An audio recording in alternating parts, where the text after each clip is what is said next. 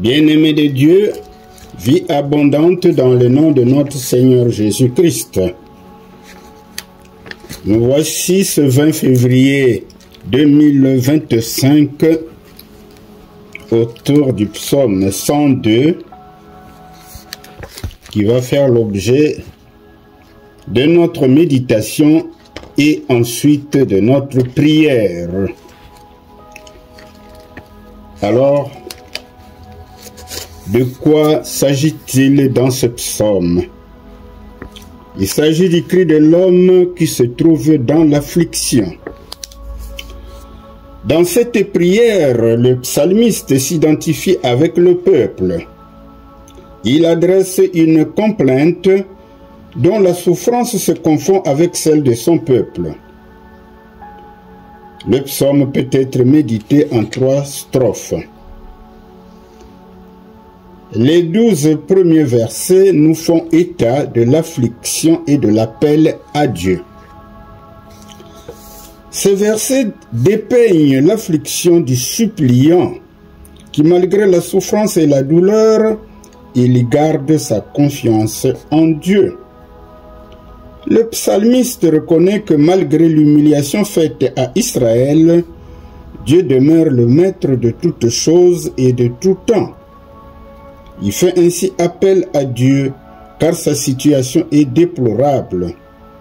Il est privé de sommeil, il est assailli par les insultes des ennemis et il ne cesse de pleurer sur sa cause. Deuxième strophe, les versets 13 à 23. Dieu fera grâce. Dieu a compassion de son peuple malgré son infidélité et fera grâce pour sa délivrance afin que toute langue le révère et le loue de génération en génération. Les versets 14 et 15 nous renvoient respectivement à la ruine de Sion et à la déportation de Juda. Troisième strophe, les versets 24 à 29. C'est là un chant de triomphe. Dans ces versets, le cri de détresse du psalmiste change de ton et devient un chant de triomphe et de consolation de l'exilé. Les versets 25 à 28 ont dû inspirer l'auteur de la lettre aux Hébreux, notamment au chapitre 1, les versets 10 à 12, où il est dit « C'est toi, Seigneur, qui au commencement a posé les fondations de la terre. Le ciel est l'œuvre de tes mains. » Alors l'éternité de Dieu est citée ici comme s'appliquant à Christ. Les gloires de Jésus sont la conséquence de ses souffrances. Il en est de même pour nous quant à notre bénédiction qui dépend des mêmes souffrances de Christ. Alors voilà le message que nous avons pu tirer de ce psaume. Quelle est notre pensée du jour? Eh bien, en tout temps, il a été démontré que les pensées de l'homme s'élèvent à un niveau de religion qu'il croit perfectible. Mais devant Dieu, nos pensées sont pauvres et manquent de perfection salvatrice. La vraie religion est celle que nous présente l'évangile de Jésus-Christ, celle qui nous amène au salut et à la réconciliation avec Dieu. Alors une fois que nous avons pris connaissance du message, venons-en à la prière du psaume 102 avec les paroles de la Bible du semeur. Ô Éternel, écoute ma prière et que mon cri parvienne jusqu'à toi. Ne te dérobe pas au jour de ma détresse. Tends vers moi ton oreille au jour où je t'appelle. Hâte-toi de répondre. Comme une fumée, mes jours passent.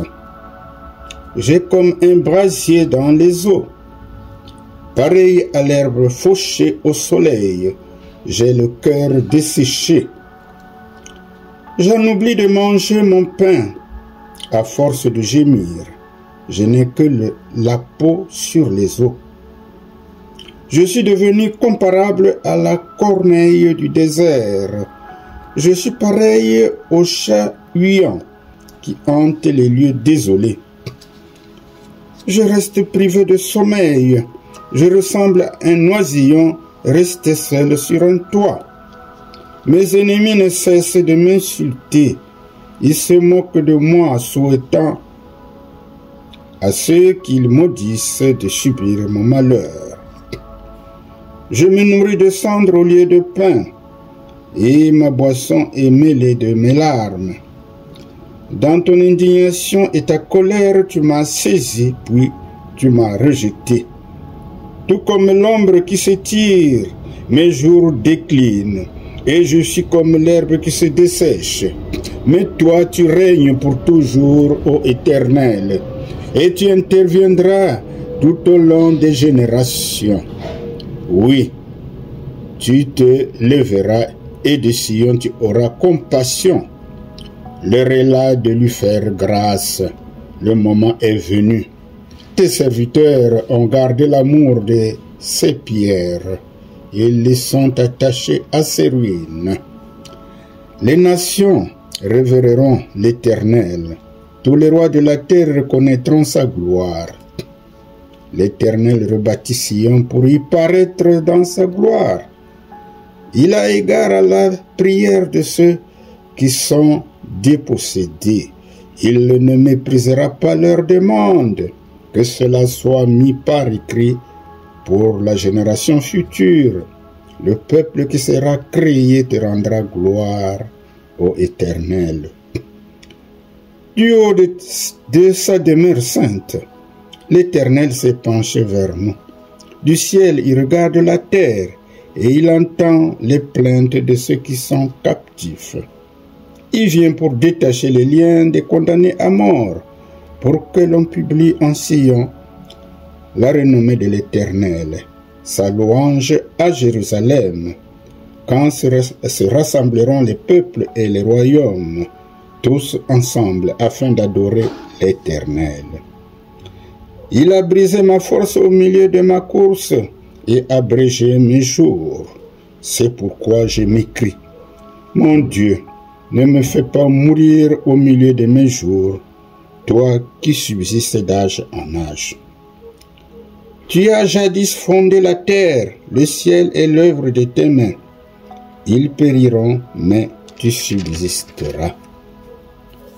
Tous s'useront comme un habit, comme on remplace un vêtement, tu les remplaceras.